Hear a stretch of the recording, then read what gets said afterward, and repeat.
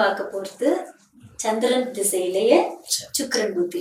சந்திரன் திசையிலேயே சுக்கிரன் புத்தி இது இருக்கும் இல்லையா? நம்ம சந்திர திசையில வந்து சுக்கிர புத்தி நடந்துட்டு இருக்குதுங்க, என்னங்க பண்ணலாம் அப்படின்னு கேட்பாங்க வந்து. கண்டிப்பாங்க, இதே மாதிரிதான் கேட்பாங்க. நீங்க எப்படி சொல்றீங்களோ அதே மாதிரிதான் அந்த சாடல்ல கேட்பாங்க. ரொம்ப சந்தோஷம். ஏன்னு கேட்டீங்கன்னா, முதல்ல அதோட கால அளவு நம்மளுக்கு தெரியும். இந்த சந்திரன் திசையில சுக்கிரன் புத்தி 20 மாசம் குடியிருக்கும் அந்த திசை. அந்த 20 மாசத்துக்குள்ள இவங்களுக்கு இந்த சுக்கிரனால நிறைய கற்பனை பண்ணி வச்சிருப்பாங்க. ஏனுங்க, நான் வந்து பணம் நல்லா சம்பாதிப்பேனா,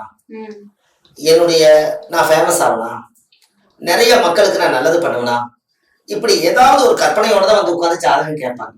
அப்ப இந்த இவங்களுக்கு சுக்கிரன் ஆக்டிவேட் பண்ணி கொடுத்தா தான் அது வேலை செய்யும். இப்ப இவங்க ஜாதகத்துல 2 விஷயம் நல்லா தெரிஞ்சுக்கணும். சுக்கிரன் திசையில மனைவியை அடிச்சாங்கன்னா வேலை செய்யாது. இதவே வந்து எல்லாருமே நோட் பண்ணி இனிமேல் என் மனைவி தொடவே மாட்டேன்னு சொல்லிடுவாங்க, கையை ஓங்க மாட்டேன் அப்படின்னு சொல்லுவாங்க. ஏன் அப்படின்னு கேட்டீங்கன்னா, சுக்கிரனா மனைவி, மனைவியோடைய யோகம் தான் வீட்டுல வேலை செய்ய போகுது. மனைவி உரட்டா கையில அடிச்சாலோ இல்ல அவங்க தவறே செய்யாம இவங்க அடிச்சாலோ அந்த புத்தி அவங்களுக்கு ஒரு யோகத்தை கொடுக்கவெல்லாம் நினைக்கிறது கொடுக்காது. ஆமா, அறியாம செய்வது வேறு, தெரிஞ்சே செய்து அதுக்கு பரிகாரம் பலிக்காது. சரிங்களா? அப்போ சுக்கிரன் என்பது மனைவி.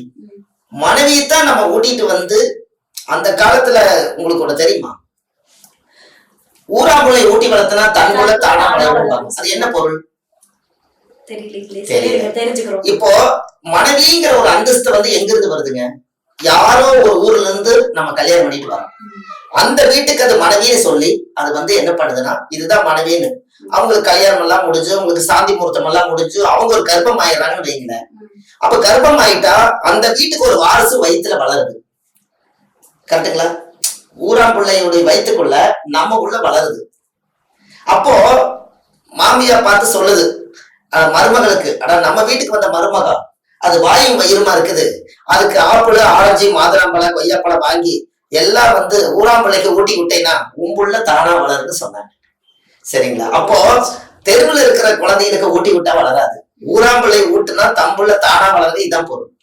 அப்ப மனைவிங்கிறவங்களுக்கு ஒரு அந்தஸ்து இருக்கிறவங்கள அப்படி ஒரு தாயா ஆகி நம்ம வீட்டு வாரிசு செமக்கிறவங்களை அடிச்சா அது கொடிய சாபமே. சரிங்க, அது முதல் பரிகாரம். இப்ப சுக்கிரன் திசையில முதல் மனைவியா அவங்க அடிச்சாங்கன்னா யோகம் குறையும். மெயினா ஒரட்டாங்கையில அடிச்சாங்கன்னா யோகம் சுத்தமா போயிடும். இந்த ஒரட்டாங்கையில வந்து அடிக்கக்கூடாதுங்கிறது ஒரு ஐதீகம் இருக்கு. இதுக்கு நிறைய கதை இருக்கு, நான் உங்களுக்கு இன்னொரு வீடியோவில் சொல்றேன். இப்போ மனைவிக்கு வந்து இந்த காலகட்டங்கள்ல மனைவி வந்து சந்தோஷப்படுத்தி அவங்க கிட்ட போகும்போது காலையில ஒரு 20 ரூபாயோ அல்லது 2 ரூபாயோ பணம் வாங்கி சோப்பட வச்சுட்டு போனாங்கன்னா அன்றைய பொழுதுக்கு நல்லா இருக்கும் சுக்கிரன் புத்தியில. ஆமா, அப்போ என்ன அப்படின்னு கேட்டீங்கன்னா, அது ஒண்ணு. ஒரு தெய்வ ஸ்தலத்துகளுக்கு ஏதாவது நீங்க போகணும்னா மனைவியும் கூட கூட்டிட்டு போய் கும்பகோணத்துல கஞ்சனூர்ல சுக்கிர பகவானுடைய ஆலயம் இருக்கு.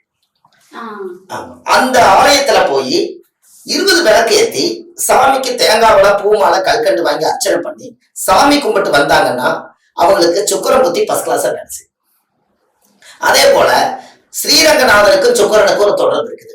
அங்க வந்து பள்ளிகொண்ட பெருமாள் படுத்திருப்பாரு. இவரை போய் பார்த்துட்டு கருடாவதார பார்த்து தரிசனம் பண்ணிட்டு வந்தாங்கன்னா இவங்களுக்கு அது ஃபர்ஸ்ட் கிளாஸா வேலை செய்யும். 20 வயசு உள்ள பெண்ணுக்கு வெள்ளி கொலுசு வாங்கி தானம் பண்ணணும். ஆமாங்க. அதே மாதிரி பூர நட்சத்திரத்தன்னைக்கு கல்கண்டு வாங்கி தானம் செய்யும். பூர நட்சத்திரத்தன்னைக்கு கல்கண்டு வாங்கி தானம் பண்ணணும். மகாலட்சுமிக்கு செந்தாமரை வாங்கி அவங்க சாமிக்கு வந்து சமர்ப்பணம் பண்ணணும். இது எல்லாம் இவங்க செய்துட்டு வந்தாங்கன்னா இவங்களுக்கு இந்த சந்திர திசையில சுக்கிரன் புத்தி ஃபர்ஸ்ட் கிளாஸா வேலை செய்யும். இவங்க வாழ்க்கையில மிகப்பெரிய ஒரு பொக்கிஷத்தை அடைய போறாங்கன்னு என்று பொருள். இது மக்களுக்கு நல்லபடியா போய் சேருங்கிறதுக்காக நீங்க கேட்டதுனால நான் சொன்னேன். கண்டிப்பா போய் சேரும். அது செய்யறது மட்டும் இல்லாம இது எல்லாமே சீக்கிரமா செலவும் கம்மியான ஒரு பரிகாரங்கள் தான் அப்படின்னு முன் வந்து நீங்களே கண்டிப்பா செஞ்சிருவீங்க. சுக்கிரன் புத்தி இருக்கிறவங்க இந்த பரிகாரங்கள்லாம் செஞ்சு முடிச்சிருங்க சீக்கிரமாவே. சரி.